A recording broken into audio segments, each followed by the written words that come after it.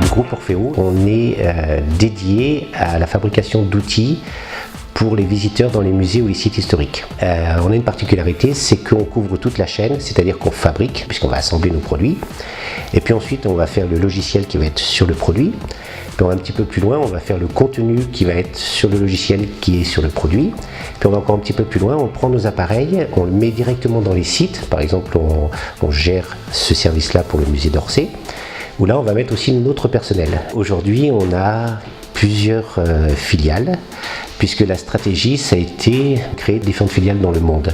Parce que c'est un marché de niche, mais qui est très petit en fait, même si on a des clients prestigieux. Tous nos produits sont fabriqués ici, donc à Grenoble. Et au niveau du Japon, qui est un grand pays, même s'il n'y a pas énormément de touristes étrangers, il y a une grosse proportion de touristes locaux, on va dire. Au niveau du Japon, on travaillait avec une société qui s'appelait Art & Part depuis peut-être 10 ans. Quand j'y suis allé, les personnes du Japon m'ont dit qu'en fait, elles envisageaient d'arrêter la société et elles cherchaient un repreneur, mais la personne donc, qui s'appelle Ritsuko, c'est son prénom, voulait qu'on reprenne la société simplement en rachetant les dettes de la société. Le deal, comme on dit en français, c'était de reprendre la société en remboursant les dettes. Et c'était pour reprendre la société à 100%. Mais nous, dans notre philosophie, chaque fois qu'on fait une filiale, on laisse 20% à la personne qui est sur place. Parce qu'on pense que si la personne n'est pas impliquée, ça ne va pas marcher. Et cette stratégie s'avère bonne parce que c'est ce qui se passe. Quand les gens sont impliqués, la société marche. Et on est abouti à un montage de 3 solutions, en quelque sorte. On a divisé la dette en 3.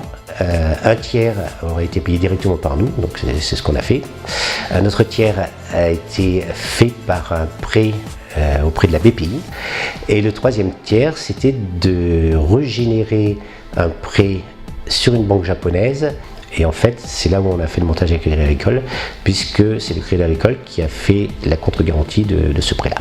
Sur place, les autres partenaires financiers, on a eu comme interlocuteurs des gens qui sont habitués à traiter des très gros contrats, quoi. Et nous, on est une PME, et dans la PME, on est surtout sur la lettre P, quoi. On n'est pas trop sur la lettre ME, quoi. Donc du coup, c'était pas bien adapté. L'action de Crédit Agricole, ça a été à 2 niveaux.